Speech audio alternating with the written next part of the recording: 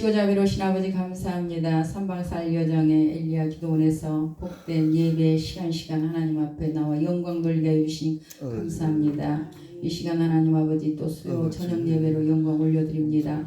아버지 앞에 나와 건강한 모습으로 또 사모하는 심령으로 말씀을 듣고자 하는 그 중심으로 나왔사오니 저희들을 받아주시고 또한 이 예배 속에서 하나님 영광 내시며 저희들은 은혜와 은총을 더 입는 이 시간 되어줄 수 있도록 역사에 주옵소서. 말씀을 전하는 자나 말씀을 듣고 청종하는 이들에게 진리의 영을 부어주시고 기름 부음이 충만케 하시며 말씀이 들어지고 믿어지고 아멘 되게 하사 심령에 진정한 부흥이 일어날 수 있도록 은혜 베풀어 주시옵소서. 예수님의 이름으로 기도드립니다. 아멘.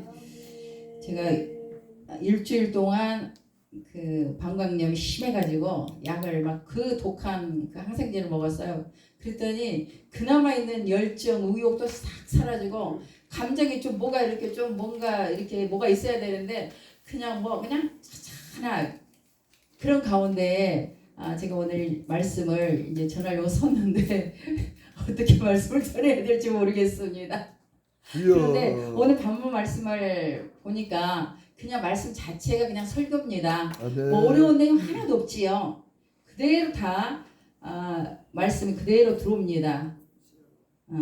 형제들아 이렇게 얘기했습니다. 이건 바울이 갈라디아 교회 성도들에게 형제들아 주 안에서 형제들아 이렇게 얘기하고 있습니다. 저희들도 주 안에서 형제 자매들입니다.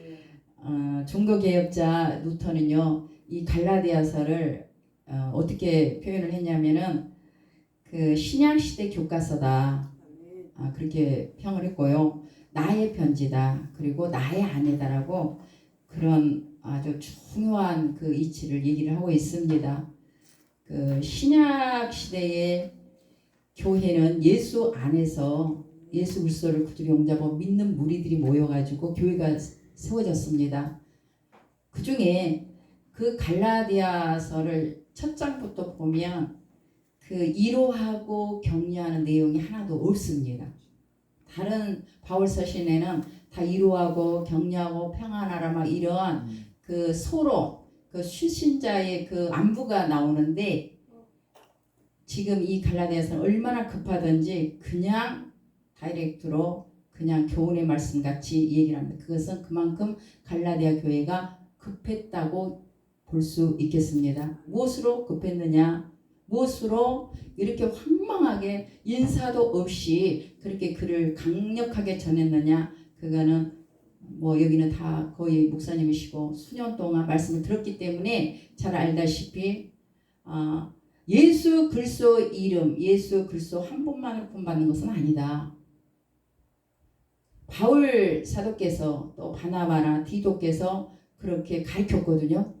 그렇지만 이들이 아멘 했어요. 배웠어요. 깨달았어요. 오로지 우리 예수님만이 구원이시다. 생명이시다. 부활이시다.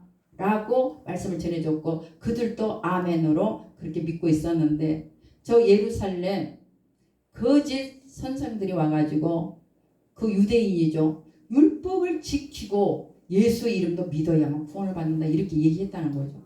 율법의 가장 상징은 할례입니다. 할례도 행해야 되고 또 음식을 먹을 때 손도 씻어야 되고 관습도 지켜야 되고 종교법도 지켜서 그렇게 한 다음에 예수 그리스도를 믿어야 구원이 있지. 다시 율법으로 돌아가자 그 얘기하는 거거든요. 그거에 대한 율법에 대해서 많은 내용을 갈라디아서 얘기를 하고 최종적인 결론이 이겁니다. 율법으로 돌아가면 구약으로 다시 돌아가자는 얘기잖아요. 예수님의 십자가의 죽음이 헛되게 되어버리는 겁니다. 예수님이 구원자가 아니에요. 율법을 잘 지켜서 내가 의로워져서 그러니까 예수님의 의로만 안 되는 거예요. 구원이 나의 의도 포함이 되어서 구원을 받아야 된다. 그 얘기가 되는 거죠. 그렇습니까? 오로지 구원은 부활은 생명은 교회는 예수 그리스도만입니다. 아멘. 그러면서 최종적으로 결론이 뭐냐? 형제들아 만일 무슨 범죄한 일이 드러나거든 신령한 너희는 온유한 심령으로 그러한 자를 바로잡고 너 자신을 살펴보아 너도 시험 받을까 두려워하라 이렇게 말씀하고 있습니다. 무슨 범죄한 일이라는 거는 이렇게 넘어지고 실족하고 높은 데서 그냥 언덕에서 확 떨어지는 것을, 다시 말해서 타락한 것을 의미합니다. 율법으로 돌아가자. 율법을 잘 지켜야만 구원을 받는다. 이것이 타락한 거고 미혹당한 거고 넘어진 거고 미끄러진 겁니다. 주여. 그런데 그런 일이 지금 갈라디아 교회에 있다는 거죠. 그러니까 다 전 성도가 율법을 지켜야 구원을 받는다. 그지 유대 예루살렘에서 왔던 말도 잘하고 논리적으로 잘하고 구약을 줄줄줄이 깨어 맞추는 그들의 말에 미혹당해서 넘어진 자가 다는 아닐 거라고 봅니다. 그러니까 교회가 어떻게 되냐, 분열이 되어버린 거죠. 진리로 인하여서. 그것도 구원받는 문제에 있어서 진리가 다르게 해석이 되는 거죠. 범죄한 일이 있거든요. 여기서 범죄는 바로 넘어지고 타락하고 미혹하고 미끄러진 것을 얘기하는데, 그럴지라도 형제들아 무슨 범죄한 일이 있거든 뭐하다? 허물, 실수, 이것을 겸손한 마음으로 책임을 나누어져라 이렇게 얘기하고 아멘. 있습니다. 교회는 혼자만이 신앙생활을 하는 것이 아닙니다. 예, 그래서 교회인 거죠. 예수님은 머리가 되시고 저희는 지체가 되시고. 그렇게 해서 지체가 어디 한 군데가 아프면 반드시 그 문제를 바로잡아야 됩니다. 병원에 가든지 항생제를 저처럼 먹어야 되는 데서든지 범죄한 일이, 그러면 반대로 얘기하면 교회는 반드시 이렇게 범죄한 일이 있다는 거죠. 할렐루야. 넘어지고 실족하고 미끄러지고 허물이 있고, 그것이 교회입니다. 그것을 당연하게 우리가 받아들여요. 그것을 왜 우리 주님이 그렇게 보고 계시기 때문에. 그럴지라도 어느 지체가 잘못되어서 그것을 잘라내버리고 도려내버리면 그 지체는 온전한 지체가 아닙니다. 장애인이 되는 거죠. 장애인. 그래서 그것을 온전히 바로잡아야 됩니다. 그 책임이 건강한 자에게 성숙한 자의 책임이다. 그러니까 갈라디아 교회는 진리로 인하여서, 그러니까 참진리와 거짓진리, 율법을 잘 지켜야 된다. 구역으로 돌아가는 거, 예수님에 상관없이. 이미 우리 예수님 오셔가지고 율법을 완성했는데도 불구하고 교회가 딱 그것도 무슨 인간적인 실수, 인간적인 범죄 문제가 아니라 구원의 문제가 딱 걸렸을 때에, 지금 주님의 교회가 쪼개지는 그런 경우에 있을 때에 주님은 어떻게 생각하느냐. 바울께서 이 편지를 썼기 때문에, 성령 충만한 가운데 썼기 때문에 주님의 음성입니다. 그걸 어떻게 될 것인가 바로 잡아야 돼. 아멘. 바로 잡아야 돼. 어떻게? 겸손한 마음으로 바로 잡아야 된다. 네. 인간의 육신의 약함이 있는 것을 인정하라라고 얘기하는 거죠. 그러니까 저도 지금 이렇게 스트레스를 받거나 피곤하면요, 몇 군데가 아픕니다. 항상 머리가 엄청 막 아픈다든가, 아니면 이가 막 아프다든가, 아니면 아까 얘기했던 방광염이 막 아파요. 그러니까 이게 저한테는 육신적으로 가장 약한 부분이에요. 네. 그런 것처럼 교회도 약한 부분이 반드시 있다는 건데, 그것을 어떻게 해야 되는 것인가? 바로 잡아야 된다. 반드시 바로 잡아야 된다. 바로 잡아야 된다. 도려내버려가지고 없애버리는 것이 아니라 온전히 세워가야 된다. 드러나거든. 이것이 언젠가는 드러나. 범죄하는 것은, 썩은 것은 반드시 드러납니다. 그러면 사과 같은 경우는요, 그 사과의 공동체에 썩으면 탁 집어가지고 탁 버려버리면 돼요.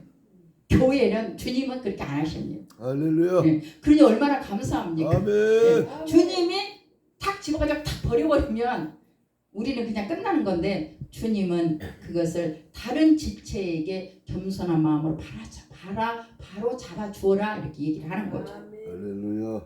그런데 그것을 바로 잡을 자가 어떤 사람이냐? 신령한 너희가 해라. 신령한 너희가. 그럼 누가 신령합니까?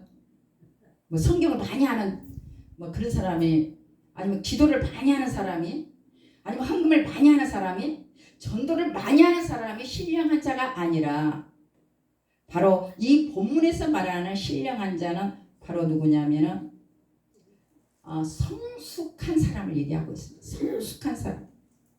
신령한 자들이란 성령으로 행하는 사람들을 얘기하고 있습니다.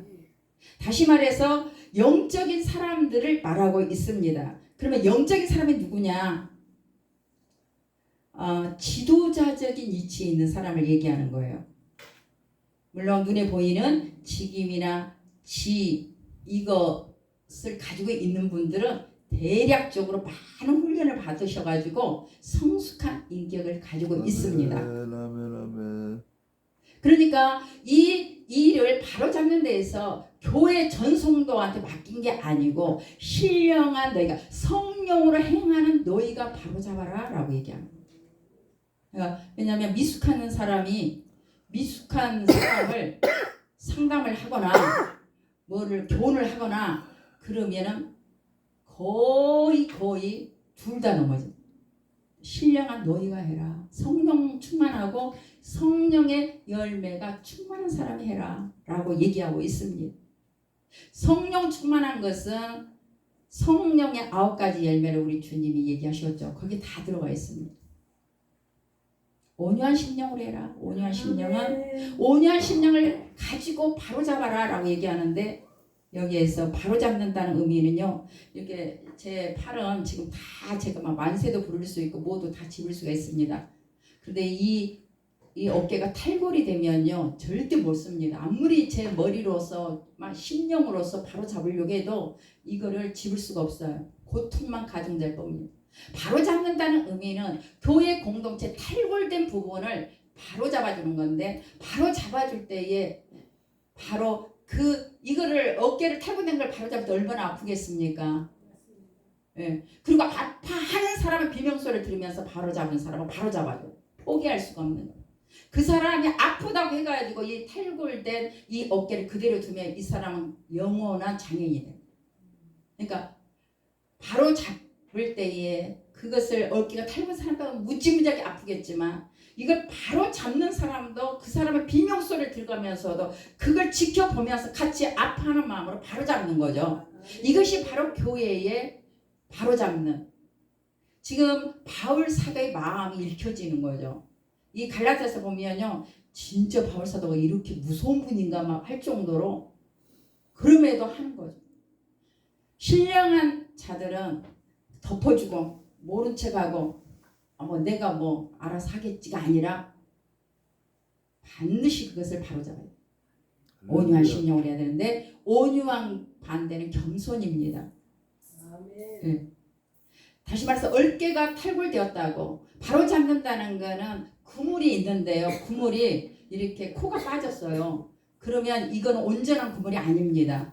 다 온전한데 한두 군데가 코가 빠져가지고 구멍이 났으면 그 그물은 더 이상 온전하지 않습니다. 그 구멍을 절대로 어부는 쓰지 않습니다. 왜? 그 조그만 구멍으로 다 고기가 도망가 버리기 때문에 그것은 반드시 코를 다시 끼워서 온전하게 하는 것이 바로잡는 거예요. 그러면 그 바로잡을 때에 그물을 다시 온전하게 할 때 그 어부의 수고가 만만치 않습니다. 다시 말해서 온유는 교만과 반대요. 겸손한 성품을 얘기합니다. 그 사람이 우리가 바로잡아주려고 할 때요. 그 사람이 허물을 둘칠 때요. 대다수가 공격합니다. 너나 잘해. 그렇죠. 너나 잘해. 제가 우리 교회 성도님도 몇 명 되지도 않지만 우리 전도사님이 대표기도를 하거든요. 우리 청년들이어서 또 대표기도 할 사람도 없어요. 우리 전도사님한테 대표기도 했더니 내가 진짜 제가 여기 이 강대상에서 속이 부글부글 끓. 신앙생활 몇 년을 했는데, 응? 아주 기도가 무슨 초신자 마냥 기도를 그래가지고 막 강대상에서 그냥 얘기해. 아니 저도 모르고 막 이것이 좋은 거 아닙니다. 제가 내려가서 비록 성도는 없지만 살며시 전도사님, 응? 좀 기도 좀 깊이 좀 하십시오. 응? 이렇게 사랑으로 겸손하게 온유한 심령으로 제가 권면을 해야 되는데 막 터져 나왔어요. 그랬더니 시험 들어가지고요. 제가 밥을 다 하거든요. 밥을 다 하는데 딱 그러더라고. 막 자기 짐을 싸더라고. 자기 짐을 싸면서 막 가자 막 그러더라고 자기 아들한테. 근데 모르겠습니까? 제가 시험 들어가지고 왜 밥 안 먹고 그냥 가려고? 지금 저 배 하나도 안 고파요. 근데 옛날 같으면 제가 풀어줬을 겁니다. 내비로 도우려. 가라. 알았어? 우리 아들도 있거든요. 아들아 고기 구워라. 우리 먹자. 하는데 제가 이 화가 풀리지가 않는 거. 화가 풀리지 않아가지고 제가 그랬습니다. 속으로 주님 앞에 한 거예요. 그 얘기가. 저거 저희들이 매일 예배를 드리거든요. 이제 주일 보냈으니까 월요일 날 기도회를 하는데 11시에 기도하거든요. 할 때 만약에 안 오면 내가 그래서 너 두고 봐라 내가 그랬어요. 속으로. 그랬더니 막 철랑철랑 계단에 탁탁탁탁 올라온 소리가 들리더라. 탁 문에서 언니 목사님 언니 목사님 제가 언니 목사님 그러면서 할 때에 그 속에 막 요랬던 것이 제가 펴졌어요. 그럼 이건 누가 바로 잡은 겁니까? 동생 전도사님 바로 잡은 거죠. 저를. 제가 그렇게 성질 낼 일입니까? 대표기도 좀 그냥 성령 충만하게 안 했다 손 치더라도 그래도 나름 열심히 한 건데 제가 강대상에서 설교하면서 그렇게 화를 낼 일은 아니죠. 그리고 갈 때에 좀 풀어줘야 되는데 풀어주는 것이 탈골된 어깨를 바로 잡는 거고 그물을 바로 코 깨는 건데 그냥 보내버려. 그래서 제가 언니 목사님 그래서 어서 와. 제가 어서 와. 그거는 우리 동생 전도사님이 풀어준 겁니다. 저를. 제가 해결을 해야 되는 거였는데 하나님 앞에 회개하고 하나님 상처를 주었나 봐 이래야 되는데 그러면서 제가 가슴을 두들겼어요. 네가 나보다 성숙하다. 남 같으면 아마 도망갔을지 않았을까 싶어. 도망가죠. 도망갑니다. 그런데 저도 참 잘한 것 같아요. 잘했어요. 왜냐하면 물론 거기에서 방법은 조금 좀 미숙하긴 하지만 그렇게 그냥 한번 그냥 야단을 쳐놓으니까 이제 기도해야 할 때 정말 막 그랬습니다. 뭐 이렇게 하더니 막 기도 좀 강하게 하고 그냥 그랬더니 막 기도가 달라졌어. 할렐루야. 우리 전도사님 기도가 달라. 그 매일 기도할 때 기도가 달라졌어. 전화 연락됐고. 그러니 할렐루야. 저도 바로 잡아줄 거예요. 동생이 저의 이 마음도 바로 잡아줄 거예요. 이것이 교회인 줄 믿습니다. 아멘. 네. 제가 바로 잡는다고 동생 전도사님한테 그렇게 강력하게 얘기했을 때 대번에 저를 공격하잖아요. 맞아요. 목사님 말씀이 옳습니다. 제가 평상시에 깊은 기도하지 못했습니다. 대피기도 하는 것을 당연하게 여겼습니다. 대피기도를 못하면서 저거라도 와서 가지고 하나님 앞에 성의를 보여야지. 언니 목사님이니까 우습게 여긴 거예요. 편안하게 여긴 거예요. 너무 편안하게 여긴 거예요. 대피기도 하는 건 교회 오늘 예배를 위해서 지금 기도하는 거다. 하나님 앞에 다 올려드리는 건데 그것을 그렇게 성의 없이 한 것을 제가 좀 방법은 미숙했을지 몰라도 한 번 지적했을 때 그런 반응을 보였을 때 제가 참 마음이 아프더라고요. 너무너무 한마디를 못하냐 제 속에서 맨날 요리 해주고 이해해주고 덮어줬는데 한마디를 못 감당해가지고 쎄쭉해가지고 그냥 밥도 안 먹고 가버려. 그것도 지가 한 밥도 아니고 제가 목사님이 한 밥을 안 먹어요. 배 안 고파요. 반드시 바로잡을 때는 공격이 들어옵니다. 할렐루야. 아멘입니다. 죄송합니다. 제가 평상시 기도 많이 못했습니다. 이렇게 인정하는 경우 없습니다. 네가 뭔 상관인데 내가 옷을 여기 오물이 붙는 옷을 입었든지 안 입었든지 네가 뭔 상관인데 목사님이 지적해 줄 때에 아멘하고 순종해요. 아멘. 목사님의 말 안 들으면요 그 다음에 하나님이 손을 대십니다. 하나님이 손을 대면 게임 끝이에요. 맞아. 그렇기 때문에 이렇게 공격을 받기 때문에 신령한 너희가 해야 된다. 그럴지라도 그렇게 공격하고 네가 뭔데? 네가 목사면 다냐? 네가 뭐 무슨 너는 나나 똑같이 성도는 똑같이 지금을 하나님 다르게 줬을 뿐이지 이래가면서 공격할 때 그럼에도 불구하고 그것을 끌어안고 바로잡아야 되는 게 교회라는 거예요. 아멘. 지금 갈라디아 이 교회가 지금 바울의 이 강력한 메시지를 듣고 상처를 받든지 아니면 바로잡히든지 하는데 그런 것을 모르고 이 편지를 쓸 바울이 아니시라는 거죠. 그럼에도 불구하고 주님의 교회이기 때문에 내 집이 아니고 주님의 교회이기 때문에 반드시 이것은 바로잡아요. 왜? 죄는 전념성이 너무 강합니다. 사과가 하나 썩으면요, 그 사과가 전염될 확률이 거의 맞아. 그렇기 때문에 교회 공동체는 반드시 바로 잡아요. 그런데 바로 잡는 것도 아프다. 나 시험 들었어요. 이게 자기만 시험 든 게 아니에요. 신령한 너희는 그럼에도 불구하고 그렇게 그냥 응? 막 공격하고 힐난하고 비난하고, 근데 우리 전도사님이 꼭 그래. 나중에는 꼭 그 얘기를 저를 들먹거려요. 꼭 저를 비난해. 웃으면서. 그러면 그냥 그때는 이제 어떻게 해요? 꼭 그거 화살 돌리더라고. 그래서 온유한 심령을 바로잡는다는 의미는 부드러운 말로 한다는 의미에 앞서서 그 사람이 공격할지라도 내가 바로잡을 때 이 탈골한 것, 그 그물에 코가 빠진 것을 내가 꼬맬 그 수고와 아픔이 있을 때에 그가 공격하고 비난하고 또 어디 가서 흉터보겠죠. 목사님의 자기를 바로잡아주려고 하는 그런 그분이 그 사람만을 위해서 하는 건데도 인격적으로 모독을 한다는, 인격적으로 도전하는, 나의 인격적인 연약한 문제를 끄집어내서 비난한다는, 자기 잘못 얘기 안 하는. 그럼에도 불구하고 신령한 너희는 어떻게 해야 되느냐? 관용하고 이해하고 겸손한 마음으로 사랑하는 마음으로 하라. 왜? 주님이 나를 그렇게 해주셨습니까? 아멘. 그 미운 뭐 우리 새끼인가 금쪽 같은 내 새끼인가 보면 그 오은영 박사님이 참 그 애기들도 아주 참 그래요. 그 애기들 쫙 그냥 막 성질내고 울고 불고 할 때 꽉 끌어안고 못 움직여 하더라고요. 근데 얼마나 그 오은영 그 박사님 힘들지 않겠어요? 힘들죠. 그것이 바로 신령한 너희다. 아멘. 네. 온유한 마음으로 따뜻하게 하는 것도 신령한 너희지만 여기에서 그럼에도 불구하고 내가 그것을 바로잡으려 할 때에 나한테 도리어 반대가 되어가지고 공격하고 흉보고 어디 가서 비난하고 우리 교회 목사님은 이래, 뭐 누구는 그래, 우리 장로님은 그래, 우리 권사님은 그래, 이럼에도 불구하고 어떻게 한다? 포기하지 않는다. 그것을 포기하지 않고 바로잡아. 우리도 사람인지라 비난하고 막 아프게 하면은 막 원수 갖고 싶은 마음 있죠. 우리 주님은 그런 적이 없으십니다. 아멘.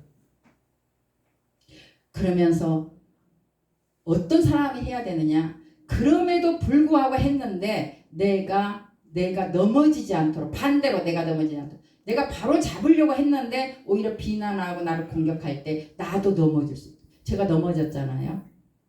제가 속으로 요랬잖아요. 이건 제가 넘어진 겁니다. 그렇게 해놓고 그랬더라도 먼저 전화를 했거나 그래야 되는데 그러지 않고 네가 어떻게 하라고, 이게 제가 넘어진 겁니다. 신령한 너희라는 거는 그 사람이 그렇게 할지라도 내가 미끄러지지 않는 그 사람처럼 미끄러지지 않는다. 할렐루야. 이것이 바로 교회예요. 아멘. 교회. 그래서 너 자신을 살펴봐라. 돌아봐라. 자신도 돌아봐야 된다는 거예요. 자신도. 그러면서 제가 그때 참 많은 걸 깨달았어요. 그래, 여기까지 우리 전도사님이 옆에만 있어줘도 나한테 힘이 되었었다. 그리고 제가 무기력증에 빠진 적이 있었어요.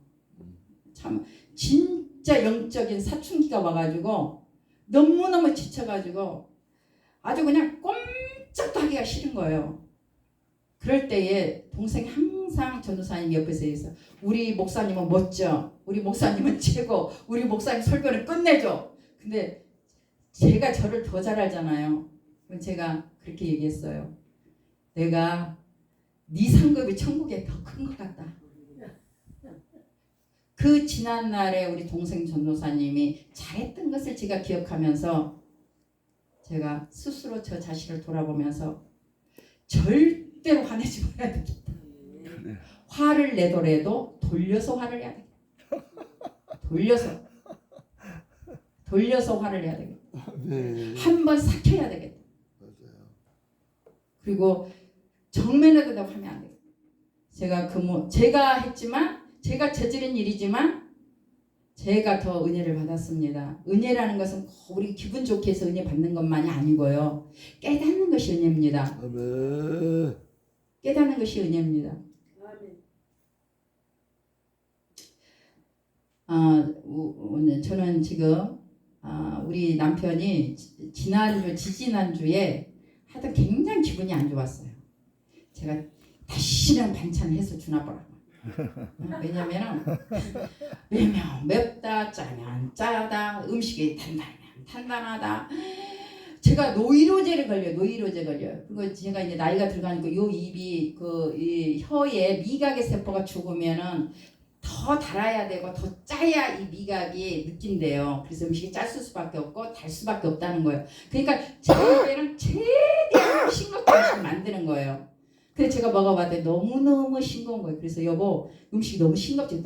아니 딱 좋대. 그러더니만 우리 집에 염도개가 있는 줄은 제가 그때 처음 알았습니다. 염도개 아세요? 온도개는 내가 들어봤는데 염도개도 있더라고. 그게 10단계가 있는데 그 반찬에다가 염도개를 대보는 거예요. 그러니까 1이 나오더라고. 10까지 있는데 간장은 10까지 나오더라고. 근데 그걸 보면서 제가 뽀샤 성질 나는. 그런데 제가 이제 교회 돌아와가지고 이제 2달 동안 반찬 안 해준다 막, 응? 막 사서 먹어라 막 마음대로 해라 그랬는데 일주일 지나가지고 제 마음이 괴로워가지고 못 살겠어. 그래가지고 제가 가서 또 음식 해주고. 그런데 제가 느꼈어요. 남편하고 가족끼리 식사하는 것이 이렇게 맛있는지를 몰라. 맛있는지 몰라. 제가 이 1년의 교회 이전하고 많은 제가 어떤 목사님 들었어요. 내가 지금 영적으로 염증에 걸렸다. 염증에 걸려. 근데 이 얘기를 우리 동생 전사님한테 얘기라도 하잖아요. 그러면 형부를 막 미워해.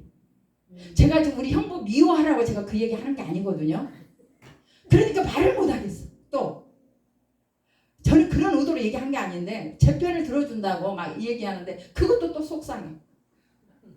너무너무 입을 닫고 말지. 그러면서 제가 오늘 이 말씀을 내가 왜 이 말씀을 보면서 내가 짐을 서로 지라.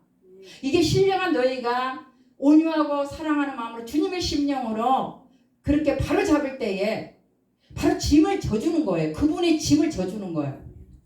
사실은 짐이라는 거는 이 본문에서 나오는 짐이라는 게 한 꾸러미 짐이거든요. 한 사람이 이렇게 들 수 있는 용량의 짐이에요. 그러니까 1톤 짐을 지라는 얘기가 아니라 제가 이것을 너건히 들어줄 수 있는 짐의 무게예요. 여기 본문에 나오는 짐은. 그런데 그 짐을 제가 남편하고 어떤 목회 문제에 있어서 갈등이 너무너무 많을 때에 제가 그 짐을 안 지려고 했던 거예요. 안 지려고 했던. 그 짐이 뭔가? 제가 이 말씀을 묵상하면서 그 짐이 무엇일까? 염도개를 갖다 들이대는 제 남편을 보면서 진짜 아내가 있을 자격이 없다. 내가 그 생각. 아내가 있을 자격이 없다. 그런데 또 일주일 지나서 생각하기를 내 남편이 있기 때문에 내 남편이 살아있기 때문에 그 온도계도 그 염도계도 갖다 들이대는구나. 제가 생각을 완전히 바꾸기로 했어요. 생각을 완전히 바꾸기로 했어요. 내 남편이 있기 때문에 그래도 음식을 씹어 먹기 때문에 맵다 짜다 단단하다 그런 말을 할 수 있는 거다 라고 생각을. 그러니까 다시 말해서 제 해석을 했는데 그것이 제 남편의 연약한 부분을 제가 짐을 나눠지기로 했어요. 그러면서 지금 아시잖아요. 저의 형편을. 그래서 하나님 빨리 이제 남편하고 합치게 해주세요. 막 그래서 이혼한 거 아닙니다. 별거 한 거 아니에요. 그렇지만 합치게 해주세요. 이게 잠깐 이렇게 이제 분방한 상황인데 분방한 가운데 제가 깨닫기를 내가 내 남편을 기를 죽이는 사람이고 제 짐을 내 남편이 이런 수준에 있는 사람 되었으면 좋겠는데 그렇게 안 되니까 끌어올리려고 하는 그 짐을 제 남편한테 지워줬다는 거죠. 저는 제 남편을 향하여 아주 하나님 앞에 그랬어요. 짐덩어리라. 짐덩어리. 그런데 제가 요즘에 깨닫고 보니 제가 제 남편한테 짐덩어리를 지어주고 있어요.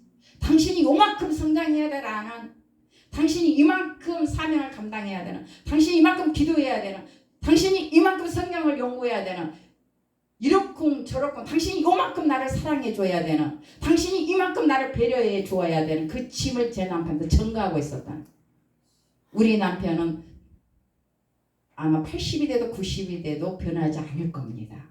그러면 변하는 것이 제가 변하는 것이 아니라 그 제 남편을 제가 수용해주고 받아들여주고 이해해주고 관용해준 것을 이제야 제가 깨달으면서 이것이 짐을 나눠지는 거구나. 그러자니 제가 이 탈골된 부분을 맞추면서 너무 아픈 거예요. 제 남편은 몰라요. 제가 이렇게 마음 아파하는지 몰라요. 제가 이렇게 많은 생각을 하고 있는지 몰라요. 그런데 예수님에 대해서만 생각하고 남편에 대해서는 더 이상 생각하지 말자. 왜냐하면 저는 남편을 신뢰하지 못했어요. 왜냐하면 남편이 나를 사랑하는 것 같지가 않았어. 사랑의 기준이 남편의 기준이 아니라 제 기준에 맞췄거든요. 절대로 제 기준에 맞춘 사랑은 죽을 때까지 안 줄 겁니다. 그런데 깨닫기를, 우리 남편이 나 당신 싫어, 너 미워, 너는 아주 그냥 뭐 별 볼 일 없어, 이렇게 말로 표현하기 전에는 내가 내 남편의 마음을 재해석하지 말자. 그리고 서로 그런 말을 하더라도 내가 좋게 해석하자. 이것이 짐을 나눠지는 거구나. 네, 제가 지금 교회 와서 살거든요. 제가요. 교회 이전하니까 방도 막 3개나 되고요. 그래서 하나는 창고방 만들고 방 2개나 있고요. 그래가지고 이제 있는데 우리 이부 목사님이 남편이 있을 때 잘해, 그 말 이해를 못했어요. 사실은 이해 못했어요. 이 머리로는 이해했는데 이 가슴으로는 안 느껴졌어요. 그 남편의 없는 부재감. 우리 조 목사님도 너무너무 요즘에 묵상하고 있습니다. 그래서 요즘에는 좀 확장해서 남이 아프다고 하면 내가 아프다는 것을 내가 그대로 그것 가지고 뭐 아파하니 이렇게 하지 않기로 했습니다. 그냥 그 사람이 아프면 아픈 거야. 내 기준으로 그까짓 것 가지고 무슨 아프다고 그래 하지 말아야 되겠다. 나는 외로워할 때 그것 가지고 뭐 외로워해. 그 사람한테는 진짜 외로우니까 외롭다고 얘기하는 거거든요. 그것을 내가 재단하지 말자. 제가 그것을 내가 외로움을 해결해 줄 수는 없어도, 그 사람의 아픔을 내가 어떻게 가가지고 해결해 줄 수는 없어도 적어도 그분이 얘기하면 내가 그것을 그렇구나, 아프구나, 진심으로 공감해 줘야 돼. 이것이 짐을 적어도 지어주는 거예요. 이것이 내 심령의 부흥이요, 교회의 부흥이요. 저는 이 짐을, 물론 바울 사도께서는 그 교회가 분열이 되고 율법을 지켜야 된다, 안 된다, 할례를 해야 된다, 정결법을 지켜야 된다 등등 오만 얘기가 있을 때에 이것을 바로 잡아라, 그런 의도로 제가 이제 학적으로 풀어갈 수는 있는데 제가 학적으로 안 풀고 묵상적으로 풀어가려고 합니다. 제가 이 짐을 서로 쳐주라. 이것이 성숙한 성품이고 인격이고 이것이 교회가 세워진 거고 우리 교회 공동체가 세워진 거고, 주님이 원하신 건 바로 이거였는데 내가 그거를 몰랐구나 라고 요즘에 계속 묵상하고 있습니다. 짐을 서로 치라. 이것은 바로 십자가의 사랑을 하라, 그 얘기하는 거죠. 사실은요, 누가 잘 된다면 벌써 내가 막 여기서 꿈틀거립니다. 축하해주고 싶어서 꿈틀거리는 게 아니라 나는 그럼 뭔데? 시기 질투라까지는 아닐지라도 그 부러운 마음에 축하해주고 싶은 마음이 아니야. 응? 내 새끼가 승진하면 막 남한테 자랑까지 해가면서 막 그냥 그러는데, 사실은 교회 공동체가 그래야 되거든요. 우리 형제 자매인데. 근데 왜 교회 공동체가 잘 되면 땅 3,000평 샀다, 저 시기 질투 없습니다. 진심으로 축하했어요. 근데 가까운 내 옆에 있는 맨날 만나고 사귀고 교제하는 애가 땅 3,000평 샀다고 하면 왜 진실로 축하한 마음 안 일어나요? 멀리 있는 사람이 샀다고 하면 어우 너무 좋다고 하지만 내 가까운 사람 그러면서 진실로 축하해줄 마음만 가져도 그 사람이 잘된 일을 내가 공감해주고 기뻐해주는 것도 짐을 져주는 거예요. 좋은 짐을 져주는 거예요. 우리 주님은 말씀하시기를 사랑이란 뭐냐? 짐을 져주는 거다. 짐을 져준다는 거는 이거는 형이상학적인 얘기가 아니고 형태가 없는 일이 사랑이 아니고 형태가 있는 사랑이다 그 얘기하는 거예요. 실제적으로 짐을 져주는 거예요. 심리적인 것도 그렇고 돈이 없으면 아니면 외롭다고 하면 힘들다고 하면 다리가 아프다 하면 업어서 계단을 올라갈 수는 없어도 의자라도 내주면서 잠시라도 좀 쉬었다 가세요. 그러면 그분의 아픈 다리를 나가 이해하고 있습니다. 그 사랑의 표입니다. 그분은 내가 다리가 아프라고 했을 때에 나를 업어가지고 계단을 올라가고 그런 뜻이 아닐 겁니다. 내가 많이 아파 라고 얘기하는 거예요. 그럴 때 잠시 여기 의자에 좀 앉았다가 올라가세요. 어깨에 무슨 힘을 대주겠어요. 그러나 제 손 잡으세요. 사랑이라는 건 엄청난 거창한 것이 아니고 내가 이렇게 들 수 있는 짐꾸러미 하나다. 우리가 거창한 사랑을 하려고 하니까 우리가 사랑을 못하는 거지. 공감해주고 관용해주고 이해해주고 수용해주고 그랬겠네 라고 한마디 해주면 그것이 짐을 져주는 거예요. 잘된 일 있으면 축하해주고 여기에서 미성숙한 이는 누구냐? 바로 비난하는 사람. 비난은 뭐냐? 이렇게 오르막길에 간신히 지쳐가지고 서 있는 사람을 밀어버립니다. 부정적으로 비난하고 정죄. 율법의 특성이 비난하고 정죄. 저는 그런 사람. 우리 남편은 맨날 저한테 그래요. 제가 우리 아들한테 그랬어요. 염도계를 가지고 딱 들 때 우리 아들도 있었거든요. 큰 아들도. 아들아, 너는 이거 아빠한테 배우지 말라. 배우지 말라. 왜? 그거는 남편한테도 한 얘기고 우리 아들이 나중에 결혼해서 이렇게 하면 안 된다. 그 말씀이었어요. 우리 남편 그랬더니 다 하는 말이 그래요. 내가 당신을 위해서 하는 말이지. 당신을 위해서 하는 말. 짜게 먹으면 건강에 뭐가 좋냐. 옳은 말이죠. 근데 제가 30년의 아내로서의 그 무보수로 밥해주고 반찬해준 것이 너무나도 헛되게 여겨지는 것 같아서 사실은 그 염도계 재는 게 뭐가 그렇게 화날 일입니까? 그런데 그것은 염도계를 재서가 아니라 내 남편이 내가 30여 년의 그 수고하고 땀 흘려가면서 반찬을 맛있게 해가지고 내 남편이 맛있게 먹는 그 사랑 부정을 당한 것 같아서 제가 상처가 되어서 남편한테 그 얘기 한 거죠. 여보, 내가 이렇게 하는 거는 내가 당신 음식 짜게 해서 한 게 아니라 한번 재봤어. 이 한마디를 안 하고 다 공격하더라. 그래가지고 2주 동안 가서 반찬 안 해줬어. 사서 먹어. 돈 버는 당신이 사서 먹어. 돈 안 버는 내가 맨날 그냥 가가지고 반찬 해줄 것이 아니라. 그런데 또 2주 후에는 제가 그러지 말아야 되겠다. 그러지 말아야 되겠다. 여기 성경 보고 각각 자기의 짐을 지고 제 남편의 그 모습은 제가 짊어질 짐입니다. 외로운 것도 제가 짊어질 짐이고 남이 나를 알아주지 않는다고 이것을 그 사람을 비난할 일도 아니고 그분이 내 짐을 져주면 감사한 거고 안 져줘도 감사한 거고 제가 그러면서 이 말씀을 묵상하면서 나는 된 줄로 알았다는 거예요.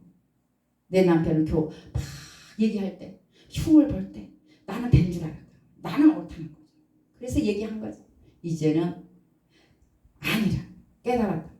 그래서 이것이 이 말씀을 통하여서 저한테 심령의 부흥이 일어났습니다. 진정한 부흥인 줄 믿습니다. 이 부분에서만큼은 이 부분에 뭐서만 저 이제 남편한테 잘하려고. 네. 왜냐하면 깨달았어요. 우리 주님께서 나를 그렇게 사랑하셨구나. 그렇게 살아갑니다. 이것이 진정한 부흥이 될 줄 믿습니다. 이것이 영혼이 잘 되면 범사에 잘 되는 거고 그러면 공동체가 잘 됩니다.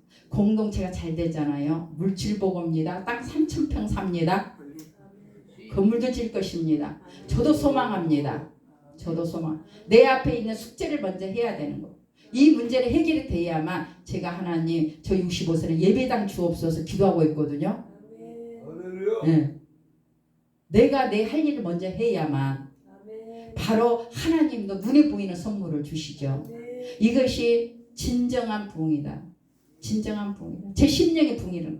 제 심령의 부흥이 일어나니까 제 남편 가정에 가가지고 교회에 무조건 감사해야 되겠다. 감사해야 되겠다. 이것이 저에게 진정한 부흥이다.